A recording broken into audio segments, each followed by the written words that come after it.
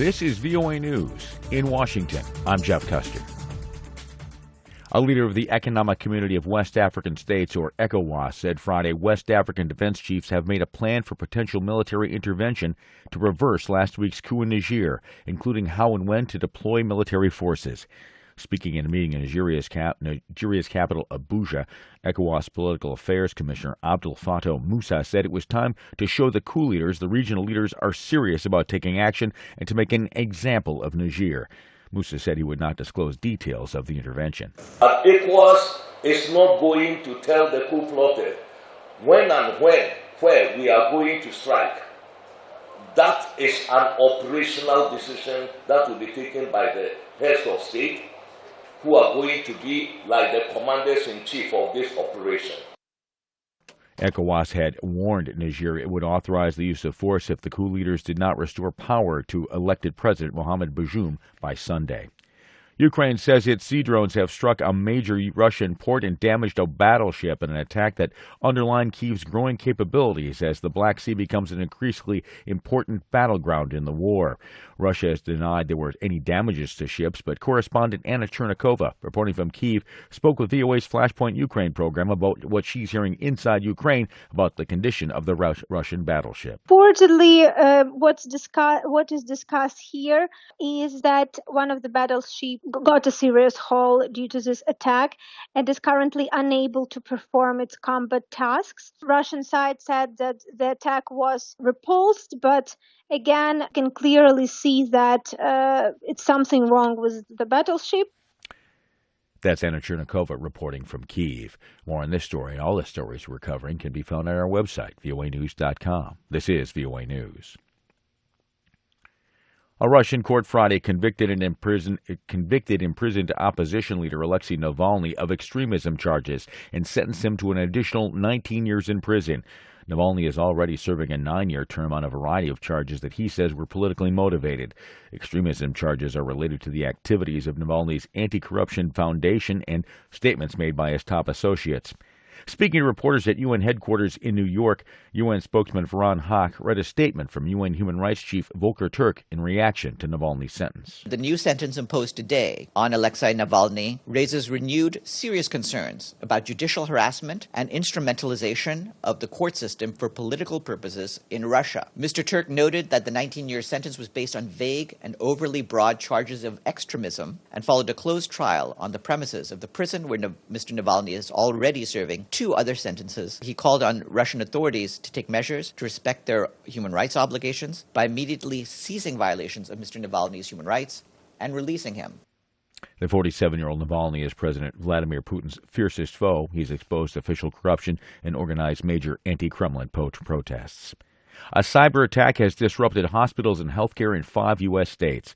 Associated Press correspondent Rita Foley reports. A cyber attack has hit hospital computer systems in several states. It began Thursday at facilities operated by Prospect Medical Holdings, which is based in California and has hospitals and clinics there and in Texas, Connecticut, Rhode Island, and Pennsylvania. The cyber attack disrupted hospital computer systems, forcing some emergency rooms to close and ambulances to be diverted, and many primary care services were still unavailable today, as security experts work to try to figure out how to resolve this. A statement from the company said, "We are focused on addressing the pressing needs of our patients as we work diligently to return to normal operations as quickly as possible." I'm Rita Foley. A U.S. publishing executive has died in a boating accident off Italy's Amalfi Coast. Associated Press correspondent Charles de Ledesma reports. According to the media, the skipper of the hired motorboat slammed into the sailboat, which was carrying dozens of American and German tourists.